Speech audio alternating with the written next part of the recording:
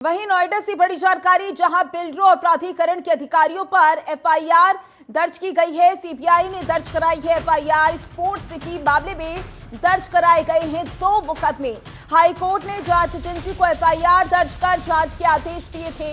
Project के कई हिस्से में हजारों करोड़ की गड़बड़ी की गई है। बिल्डर नियमों को ताक पर रखकर गड़बड़ी कर रहे हैं।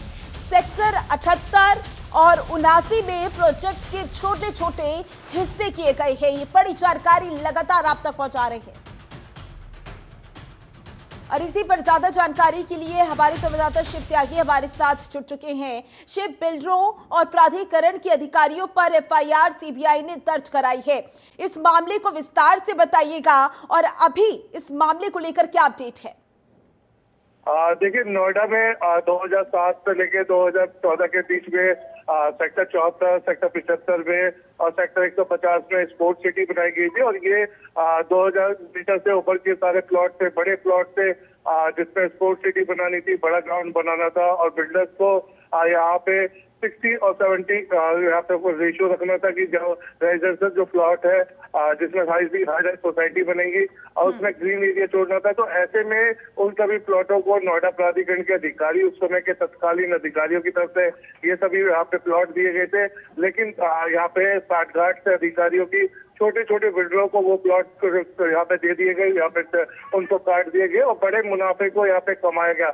हजारों करोड़ रुपए का जो मुनाफा था वो उन बिल्डरों के द्वारा कमाया गया। तो ऐसे में अब हाई कोर्ट की तरफ से सीबीआई को निर्देश दिया गया था कि इस पूरे स्पोर्ट्स सिटी प्रोजेक्ट की जांच पड़ताल की जाए और आखिर कहाँ घोटाला किया गया, छोटे जो प्रोजेक्ट थे वो क्यों दिए गए और क्या वजह थी कि स्पोर्ट्स सिटी नाम के जो योजना आई थी उसमें क्यों नहीं उसको लाया गया। तो ऐसे में हाई कोर्ट की तरफ से जब ये निर्देश दिया गया उसके बाद अब यहाँ उस समय के तत्कालीन अधिकारियों के खिलाफ यहाँ पे मुकदमा दर्ज जो है सीबीआई की तरफ से किया गया है।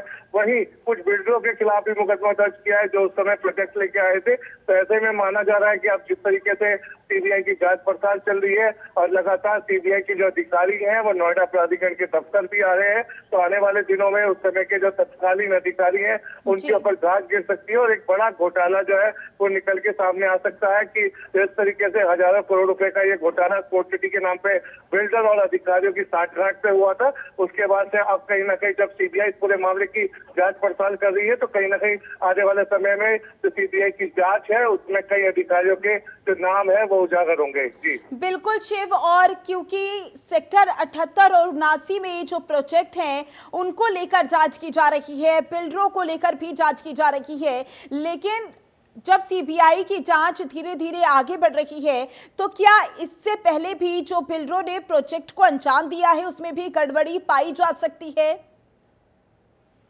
देखिए, स्पोर्ट्स सिटी एक बड़ा प्रोजेक्ट था जो कि नोएडा प्राधिकरण के अधिकारी, उस समय के जो तत्कालीन अधिकारी थे उनके द्वारा यहाँ पे उस प्रोजेक्ट को लॉन्च किया गया था। और इस प्रोजेक्ट को यहाँ पे इसलिए लॉन्च किया गया था कि जिससे नोएडा का डेवलपमेंट हो और एक बड़ा प्रोजेक्ट जो है वो यहाँ लेकर आए जिसमें स्पोर्ट्स कल्चर से लेकर तमाम बहुत एक्टिविटीज यहाँ पे हो सके। लेकिन उस समय के तत्कालीन अधिकारियों ने यहाँ पे बिल्डरों के साथ मिलकर इस प्रोजेक्ट को छोटे छोटे भागों में बांटा जिससे कि एक बड़ा मुनाफा कमाया जा सके और नियमों को ताक पे रखा। तमाम जो योजना थी उनको अनदेखी किया गया। तो ऐसे में अब जब ये शिकायत हुई है, हाईकोर्ट से ये निर्देश दिया गया है कि यहाँ तमाम जो स्पोर्ट्स सिटी प्रोजेक्ट है उनकी जांच पड़ताल की जाए। तो ऐसे में अब हाईकोर्ट की तरफ से सीबीआई को निर्देश दिया गया है कि 2 एफआईआर यहाँ पे दर्ज हुई है जिसमें बिल्डर्स का नाम आया है, वही दूसरी तरफ यहाँ पे अधिकारियों का नाम आया है। तो ऐसे में माना जा रहा है कि आने वाले समय में एक बड़ी गाज जो है वो बिल्डर्स और यहाँ पे नोएडा प्राधिकरण के अधिकारियों पे गिर सकती है। और उस समय के जो तत्कालीन अधिकारी है आखिर क्या वजह थी कि इतनी बड़ी जो स्पोर्ट्स की सिटी के प्रोजेक्ट जो ला रहे थे देखना होगा जब सीबीआई की जांच आगे बढ़ेगी तब क्या कुछ खुलासे होते हैं। ज्यादा जानकारी के लिए बहुत बहुत शुक्रिया।